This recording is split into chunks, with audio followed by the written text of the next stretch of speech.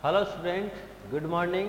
मैं गोकुल आज आपके लिए इस वीडियो में लेके आया हूँ क्लास 8 विज्ञान विषय का चैप्टर नंबर 2 जो हमारा चल रहा था, सूक्ष्म जीव मित्र व शत्रु। तो उसके बारे में हम पढ़ रहे थे और उससे जो प्रीवियस वीडियो था उसमें हमने पादपों में और जंतुओं में जो सूक्ष्म जीवों द्वारा होने वाले रोग हैं उनके बारे में अच्छे से पढ़ लिया था और लास्ट में हमने पढ़ा था खाद्य विषाक्तन, उसके बारे में अच्छे से जाना। अब आज हम पढ़ेंगे इस चैप्टर का पार्ट 5। उससे में हम जो पढ़ने वाले हैं तो उसके बारे में सबसे पहले डिस्कस कर लेते हैं कि इस चैप्टर के आगे हम क्या क्या पढ़ने वाले हैं। तो सबसे पहले इसमें जो पढ़ने वाले हैं उसका नाम है खाद्य परिरक्षण। खाद्य परिरक्षण, फूड प्रिजर्वेशन। अब हमें पता है कि खाद्य परिरक्षण क्या होता है। तो खाद्य परीक्षण को हम सामान्यतः शब्द के द्वारा समझ सकते हैं कि जो भोजन होता है उसको हम किस प्रकार से सुरक्षित रह सके ताकि वो कई दिनों तक काम कर सके। कौन कौन से तरीके हैं जिससे भोजन को संदूषित होने से बचाया जा सके। तो ये जो सब जो प्रक्रिया है उसको हम खाद्य परिरक्षण की श्रेणी में रख सकते हैं। जैसे हमने पहले देखा था कि जो यदि ब्रेड जो है उसको वायुमंडल में खुला रख दिया जाए तो नमीयुक्त वातावरण के कारण जो ब्रेड है उस ब्रेड की सतह के ऊपर सूक्ष्म जीव अर्थात कवक है वो उग आते हैं और वृद्धि करके उस ब्रेड को क्या कर देते हैं, खराब कर देते हैं। तो इसी प्रकार जो कई सूक्ष्म जीव हैं वो विभिन्न प्रकार की खाद्य वस्तुओं को खराब कर देते हैं। तो उनसे हमें किस प्रकार बच सकते हैं तो उसके बारे में हम पढ़ने वाले हैं। फिर हमने देखा था कि भाई जैसे ब्रेड खराब हो गई तो जब इसकी गंध लेते हैं तो गंध लेने से उसमें दुर्गंध आने लगती है। और वो दुर्गंध क्यों आती है? दुर्गंध आती है सूक्ष्म जीवों के कारण, जिससे दुर्गंध से उस ब्रेड का क्या हो जाता है, स्वाद जो है वो खराब हो जाता है और इसका जो रंग रूप है उसमें भी कुछ परिवर्तन हो जाता है। अब वही जो पहली हमने पहले देखा था, पहली एक लाइन के द्वारा कुछ बोलती है। क्या बोलती है कि पहली ने कुछ दिन पहले, जैसे मान लो आज पहली ने कुछ आम खरीद लिए, ठीक है, और पहली ने उन आमों को कहीं पे रख दिया और वो उनको खाना भूल गई। तो कुछ दिनों के पश्चात उसने क्या देखा कि इनमें से कुछ आम जो है वो क्या हो गए, खराब हो गए। तो ये सब किसके कारण हुआ? किसके कारण हुआ? सूक्ष्म जीवों के कारण हुआ। सूक्ष्म जीवों ने उनके ऊपर वृद्धि करके उनको क्या कर दिया, खराब कर दिया। अब बात आती है, फिर उसने सोचा कि भाई ये सूक्ष्म जीव है वो खराब कर रहे हैं। तो दिमाग में क्वेश्चन आया कि भाई जो आम का अचार होता है वो अचार है वो काफ़ी दिनों तक बिना खराब हुए कैसे रह सकता है। तो ये जो क्वेश्चन है उसके दिमाग में घूमने लगा। तो अब इसी के बारे में हम चर्चा करने वाले हैं। तो ये जो आम का अचार है वो काफ़ी दिनों तक खराब क्यों नहीं हुआ? तो इसका जो मुख्य कारण था वो क्या है? फूड प्रिजर्वेशन, खाद्य परिरक्षण। और इस खाद्य परिरक्षण के कारण जो अचार है वो काफ़ी दिनों तक क्या रहा, स्वच्छ रहा, शुद्ध रहा। अब ये जो खाद्य परीक्षण है उनके कई तरीके हैं, वो कौन कौन से तरीके हम अपना सकते हैं। तो सबसे पहले जो खाद्य परीक्षण है उसका रासायनिक उपाय। तो रासायनिक उपाय कौन कौन से हैं इसके खाद्य परीक्षण के? तो सबसे पहले इसमें हम देखते हैं कि जो नमक व तेल हैं उनका उपयोग किस में करते हैं? सूक्ष्म जीवों की वृद्धि को रोकने में किया जाता है। किसका? नमक और तेल का उपयोग सूक्ष्म जीव है उनकी वृद्धि को रोकने के लिए कर सकते हैं। इसे हम सामान्यतः क्या बोलते हैं? परिरक्षक। नमक व तेल यदि खाद्य पदार्थों में मिला दिए जाएं तो खाद्य पदार्थ है वो सूक्ष्म जीवों से बच सकते हैं। तो इसलिए इन्हें हम क्या बोलते हैं? परिरक्षक, यानी सड़ने से बचाने के लिए उत्तरदायी पदार्थ परिरक्षक जो है वो कहलाते हैं। इसी प्रकार जो नमक है और जो खाद्य अम्ल है, खाद्य अम्ल और जो नमक, खाद्य अम्ल जैसे एसिटिक अम्ल, एसिटिक अम्ल ये किससे प्राप्त होता है? सिरके से। अब ये जो सिरका है इसको भी अचार के अंदर मिलाया जाता है, तो ये अचार के अंदर मिलाने से क्या करता है? जो सूक्ष्म जीव है उनकी वृद्धि को रोक देता है। किसको? सूक्ष्म जीवों की वृद्धि को रोक देता है, और अचार जो है वो काफी समय तक जो है वो खाने लायक बचा रहता है। और कुछ रसायन भी आते हैं जैसे सोडियम बेंजोएट, सोडियम बेंजोएट, कुछ रसायन है जैसे सोडियम बेंजोएट। उसके बाद जैसे सोडियम मेटाबाइसल्फाइड, सोडियम मेटाबाइसल्फाइड, ये जो रसायन है इसका उपयोग भी हम किस रूप में कर सकते हैं? खाद्य परिरक्षण के रूप में आसानी से कर सकते हैं। और इन्हें खासकर जो जेम होते हैं, स्क्वेस होती है, जेम, स्क्वेस तथा जो जेली होती है, उस जेली के निर्माण में इसका सामान्यतः क्या करते हैं? उपयोग किया जाता है। किनका? सोडियम बेंजोएट और सोडियम मेटाबाइसल्फाइड, ये रसायन है, इनका उपयोग हम खाद्य परिरक्षक के रूप में आसानी से कर सकते हैं, और जिससे जो जेम, स्क्वेस और जेली है इनको नष्ट होने से क्या कर सकते हैं? बचाया जा सकता है। अब हम आगे देखेंगे जो नमक है वो किस प्रकार से खाद्य परिरक्षण के रूप में कार्य करता है। जो नमक होता है, ये नमक मछली व जो मांस, मछली व मांस के खाद्य परिरक्षण में नमक का उपयोग किया जाता है। ये इस नमक को मछली और जो मांस है उसके ऊपर लगा देते हैं, जिससे क्या हो जाती है? उसके ऊपर जीवाणु की वृद्धि नहीं होगी, जीवाणु वृद्धि नहीं होगी। और जब जीवाणु की वृद्धि नहीं होती है उस स्थिति में ये मछली और जो मांस है वो संदूषित होने से बच सकते हैं। इसी प्रकार जो नमक है उसका उपयोग जैसे आम का जो अचार होता है, आम के अचार के परिरक्षण में भी आसानी से किया जा सकता है। इसी प्रकार जैसे इमली है, इमली का अचार है, उसमें भी इसको परिरक्षण करने के लिए किया जा सकता है। आंवला जो है तो आंवले में मिलाकर भी आंवले को क्या कर सकता है? परिरक्षण के रूप में नमक का यूज जो है वो किया जाता है। फिर आता है चीनी द्वारा परिरक्षण। हमने नमक देख लिया, अब बात आती है चीनी द्वारा परिरक्षण। तो चीनी द्वारा हम खाद्य पदार्थों का परिरक्षण किस प्रकार कर सकते हैं? तो जो चीनी है उसका उपयोग खासकर जो जेम है, स्क्वेस है, जेली है, अभी हमने जाना जेम, स्क्वेस व जेली, उनके परिरक्षण में उपयोग किया जाता है। और ये जो चीनी है वो क्या काम करती है? नमी को सोखती है। किसको? नमी को। और जब इन खाद्य पदार्थों में नमी कम हो जाती है उस स्थिति में जीवाणुओं की वृद्धि है वो नहीं हो पाती है, जीवाणुओं की वृद्धि नहीं हो पाती है। तो इस प्रकार हम इसको अच्छे से जान सकते हैं कि चीनी है उसका परिरक्षण के रूप में कहाँ उपयोग किया जाता है। अगला आता है इसमें तेल व सिरके द्वारा परीक्षण। सिरका जिससे एसिटिक अम्ल बनता है, तो अगला है तेल व सिरके द्वारा, सिरके द्वारा परिरक्षण। खाद्य पदार्थों का तेल व सिरके के द्वारा आसानी से भी परीक्षण किया जा सकता है।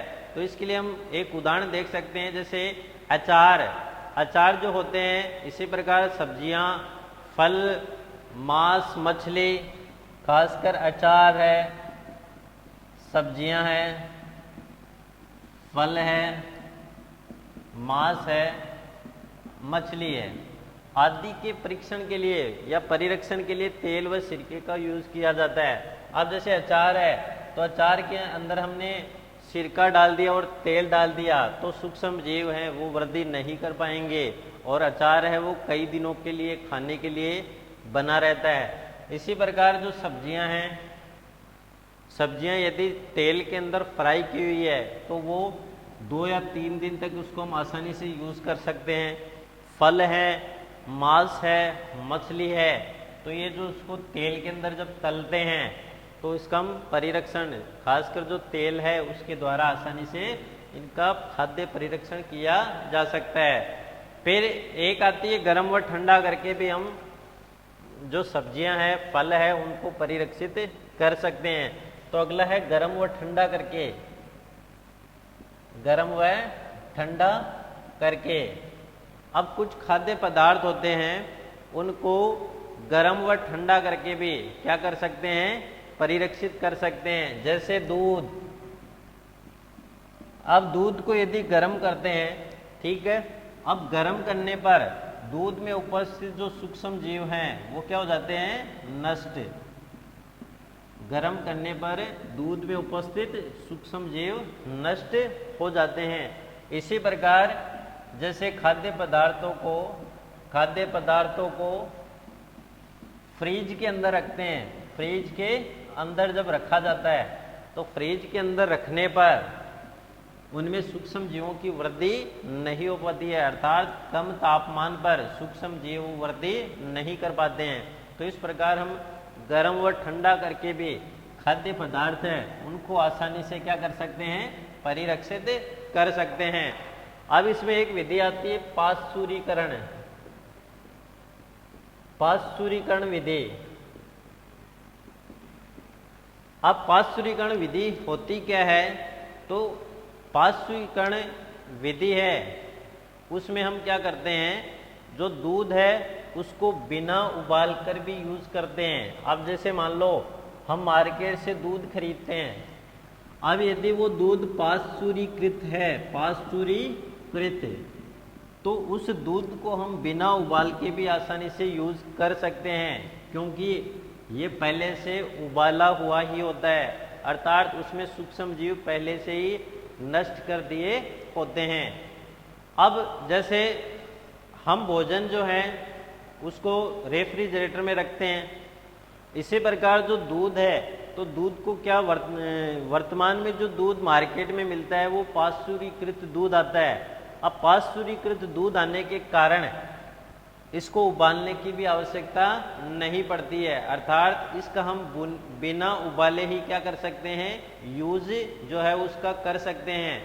तो ये जो पाश्चुरीकरण विधि है इसका उपयोग कैसे करते हैं, तो इसके लिए देखो जो प्रयोगशाला होती है, जो फैक्ट्रियाँ होती है, उन फैक्ट्रियों में जो दूध प्राप्त होता है उस दूध को 70 डिग्री सेंटीग्रेड ताप पर क्या करते हैं, 70 डिग्री सेंटीग्रेड ताप पर क्या किया जाता है, गर्म किया जाता है। 15 से 30 मिनट तक इस दूध को क्या करते हैं, 70 डिग्री सेंटीग्रेड ताप पर गर्म करते हैं। और गर्म करने से इस दूध में क्या मिलते हैं, जो भी सूक्ष्म जीव हैं, सूक्ष्म जीव वो क्या हो जाते हैं, नष्ट हो जाते हैं। और जब सूक्ष्म जीव नष्ट हो जाते हैं तो फिर इस दूध को क्या करते हैं, ठंडा करते हैं, और ठंडा करके इसका क्या कर लिया जाता है, भंडारण कर लिया जाता है, अर्थात विभिन्न माप की जो पैकिंग की थैलियाँ होती है उस थैलियों के अंदर इस दूध को क्या कर दिया जाता है, भंडारित कर दिया जाता है, और इसमें सूक्ष्म जीव है वो नष्ट हुए होते हैं। इस प्रकार हम इस पाश्चुरीकरण की विधि के द्वारा दूध है उसमें सूक्ष्म जीवों को नष्ट कर सकते हैं। अब ये जो विधि है उस विधि की खोज किसने की थी, पाश्चुरीकरण विधि की खोज किसने की थी, लुई पास्चर ने, ध्यान रखना है, लुई पास्चर ने। और लुई पास्चर ने इस विधि की खोज की थी, इसलिए उसके सम्मान में इस विधि का नाम क्या रखा गया, पाश्चुरीकरण विधि रखा गया। फिर आता है भंडारण व पैकिंग।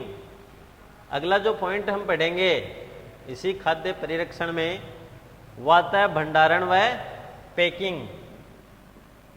भंडारण व पैकिंग, तो हमने भंडारण के बारे में जो फर्स्ट चैप्टर था उसके अंदर अच्छे से पढ़ा है कि जो खाद्य पदार्थ है उनको सूक्ष्म जीवों से बचाने के लिए, कीटों या चूहों से बचाने के लिए उसको भंडारित करना आवश्यक तो होता है, उसी प्रकार हम इसमें भी देखने वाले हैं। जैसे जो मेवे होते हैं, खासकर जो मेवे हैं, सब्जियां हैं, सूखी सब्जियां,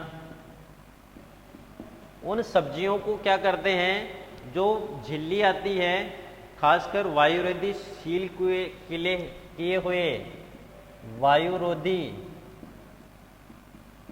सील किए हुए थैलियों के अंदर इनको रखा जाता है, जिसमें वायु नहीं पहुंचती। सील की हुई जो थैलियाँ होती है, उन थैलियों या जो पैकेटों के अंदर इनको रखा जाता है, जिससे सूक्ष्म जीवों की वृद्धि नहीं हो पाती है।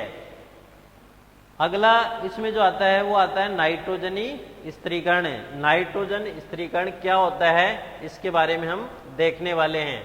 अगला जो पॉइंट होगा वो होगा नाइट्रोजनीकरण या नाइट्रोजन स्थिरीकरण।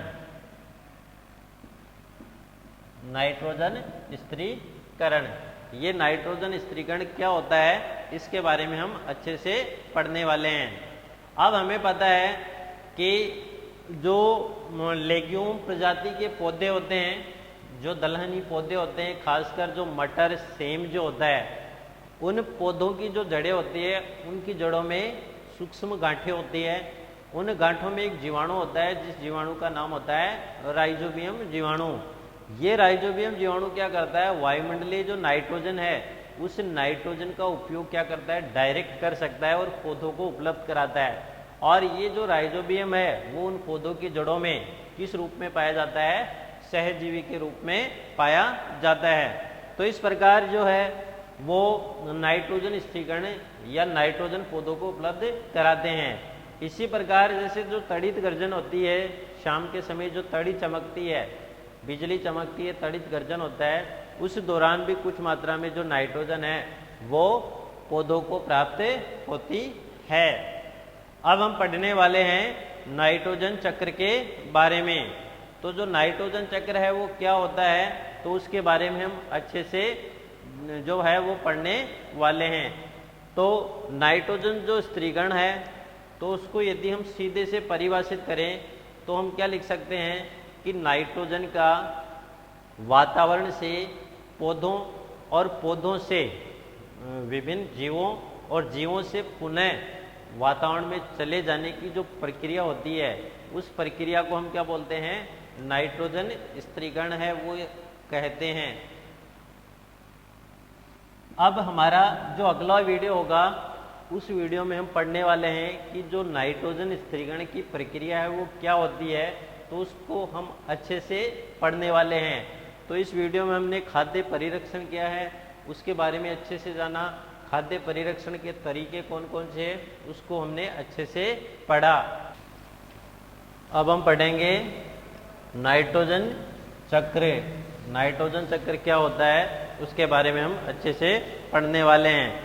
अब हमें पता है कि जो वायुमंडल है, तो वायुमंडल में जो नाइट्रोजन की मात्रा 78% होती है। अब इस 78% नाइट्रोजन है, उसका उपयोग जो पौधे हैं वो सीधे नहीं कर पाते हैं, तो उनको विभिन्न चक्रों से गुजर के वो पौधे हैं वो इसका उपयोग कर पाते हैं। इसलिए हम कह सकते हैं कि जो सजीव होते हैं, उन सजीवों में प्रोटीन पर्णहरित, प्रोटीन है, पर्णहरित है, उसके साथ जैसे प्रोटीन के साथ जो न्यूक्लिक अम्ल है, विटामिन है, उन सब के निर्माण के लिए किसकी आवश्यकता होती है, नाइट्रोजन की प्रमुख रूप से आवश्यकता होती है। और ये जो नाइट्रोजन है वो किस रूप में पहुंचती है, तो उसके बारे में हम अच्छे से पढ़ने वाले हैं। अब हमें पता है कि जो पौधे और जंतु है वो नाइट्रोजन है उसका उपयोग सीधे नहीं कर सकते हैं, तो उनको विभिन्न तरीकों से जो नाइट्रोजन है वो हमने अभी देखा था वो प्राप्त कर सकते हैं। तो सबसे पहले जो इधर से हम अच्छे से पढ़ने वाले हैं, जो वायुमंडलीय नाइट्रोजन, इसकी मात्रा कितनी होती है, 78%। अब ये 78% जो वायुमंडलीय नाइट्रोजन है, उस नाइट्रोजन को पौधे सीधा उपयोग नहीं कर पा रहे हैं। तो सबसे पहले क्या होता है वायुमंडलीय नाइट्रोजन का जीवाणु और नील हरित शैवालों द्वारा स्त्रीगण किया जाता है, यानी उनको अवशोषित किया जाता है। अब ये जीवाणु और नील हरित जो शैवाल होते हैं वो क्या करते हैं, इन नाइट्रोजन को नाइट्रोजन के यौगिक जिसमें नाइट्रेट्स हैं, नाइट्राइट्स हैं, तो उनमें परिवर्तित करते हैं। तो आगे क्या होगा, जीवाणु द्वारा स्थिर नाइट्रोजन को ये वायुमंडल से अवशोषित की है, इस नाइट्रोजन को किस में परिवर्तित किया है, नाइट्रोजन की यौगिकों में, जिसमें खासकर क्या होते हैं, नाइट्रेट्स और नाइट्राइट्स होते हैं। अब ये जो नाइट्रेट्स मिलेगी किसको, मिट्टी में उपस्थित नाइट्रोजन के यौगिक, फिर ये जीवाणु उस नाइट्रोजन के यौगिकों को मिट्टी को उपलब्ध करा देते हैं, और मिट्टी को उपलब्ध कराने के द्वारा ये मिट्टी क्या करती है, जीवाणुओं द्वारा नाइट्रोजन यौगिकों का गैसीय नाइट्रोजन में परिवर्तन। और ये जो जीवाणु है वो क्या करते हैं, इस नाइट्रोजन की यौगिक जो नाइट्रेट्स और नाइट्राइट्स हैं उनका गैसीय नाइट्रोजन में क्या कर देते हैं, परिवर्तन कर देते हैं, और ये गैस वायुमंडल में वापस चली जाती है और वायुमंडलीय नाइट्रोजन का हिस्सा बन जाती है। एक तरीका ये है। सेकंड जो तरीका होता है वो होता है तड़ित ज्वारा। जब बिजली चमकती है या जो तड़ित गर्जन होता है उस स्थिति में कुछ मात्रा में नाइट्रोजन है उसका क्या होता है, स्त्रीकरण होता है।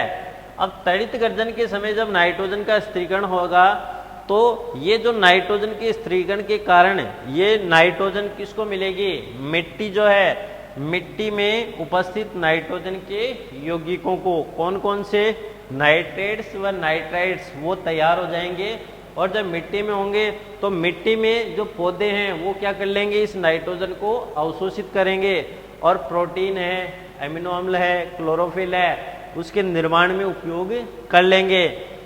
और उसके पश्चात ये जो नाइट्रोजन है वो जीवाणुओं द्वारा यौगिकों का गैसीय नाइट्रोजन में परिवर्तन होता है और ये वायुमंडल में चली जाती है। उसके पश्चात हमने देखा कि तड़ित द्वारा जो नाइट्रोजन स्त्रीकरण होता है और जीवाणु द्वारा स्थिर नाइट्रोजन की यौगिकों में परिवर्तित करने से जो नाइट्राइट्स बनते हैं, अर्थात नाइट्रोजन की यौगिक नाइट्राइट्स व नाइट्रेट्स, उनको पौधों द्वारा क्या कर लिया जाता है, अवशोषित कर लिया जाता है, और पौधे अवशोषित करके अपना जीवन यापन करेंगे, और पौधे फल है उसका निर्माण करेंगे, बीज का निर्माण करेंगे, तो उनके माध्यम से जंतुओं द्वारा पौधों को खाना, और जब जंतु है वो पौधों को खाते हैं किसी भी रूप में, चाहे सीधे पौधे के रूप में खा रहे हों, घास के रूप में उसको खा रहे हों, या फल के रूप में खा रहे हों, या फिर बीज के रूप में खा रहे हों, तो ये जंतुओं द्वारा पौधों को खाने से ये जो नाइट्रोजन है वो जंतुओं के शरीर में प्रवेश कर जाती है, और जब जंतु है वो उत्सर्जन करते हैं, अर्थात अपशिष्ट के रूप में जो विषता है या जो अपशिष्ट मल मूत्र है उसका उत्सर्जन करते हैं,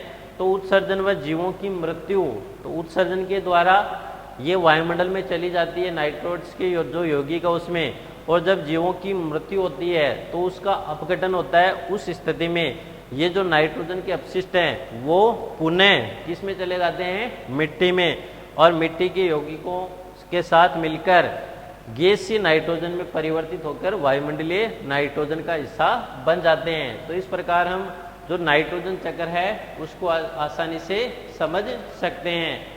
और अब इससे ये स्पष्ट होता है कि जो ये चक्र है, नाइट्रोजन चक्र है, उस चक्र के दौरान वायुमंडल में जो नाइट्रोजन की मात्रा है वो निश्चित बनी रहती है, सीमित बनी रहती है।